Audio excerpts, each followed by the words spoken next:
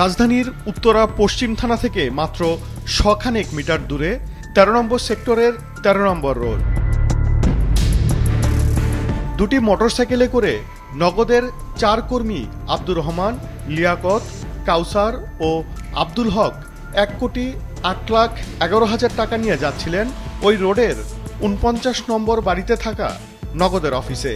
CC ক্যামেরার ফুটেজে দেখা যায় সকাল ৮টা৫৮ তাদের গতিরোধ করে কালো রঙের একটি মাইক্রোবাস। র্যাব লেখা জ্যাকেট পরিহিত ৭-৮ জন অস্ত্রধারী তাদের জিম্মি করে। টাকা ভর্তি একটি ব্যাগ নিয়ে সে সময় নগদকর্মী কাউসার দৌড়ে পালাতে চাইলে পরে তাকেও ধরে জোর করে মাইক্রোবাসটিতে তুলে সটকে পড়ে তারা। মোনালিসা হেভি ফ্লো ১৫ পিস প্যাকেটের সাথে ৮ পিসের একটি প্যাকেট একদম ফ্রি।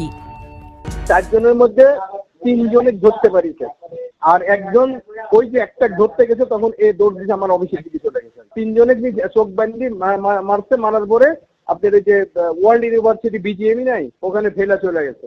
ফোন আসলো যে ওরা হচ্ছে অমুক জায়গায় ফেলে গেছে। আমি পরে সঙ্গে সঙ্গে মোটরসাইকেল দিয়ে ওদের ওখান থেকে নিয়ে আসা লাগলো। হাত পা বাঁধা ছিল, ৩ জনেরই বাঁধা ছিল, তবে একজনের হাত গামছাতি মানুষ ছিল, ও কাজে খুঁজি পরে ২ জনকে হেল্প করছে আর কি খুলে দেওয়ার জন্য।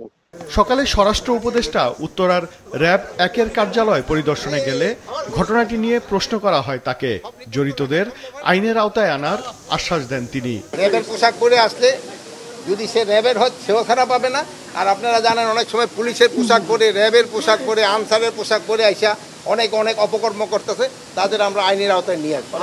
ওই ঘটনায় উত্তরা পশ্চিম থানায় মামলা দায়ের করার প্রক্রিয়া চলমান বলে জানিয়েছেন ভারপ্রাপ্ত কর্মকর্তা। ওবায়দুল কবির, মাছরাঙা সংবাদ, ঢাকা।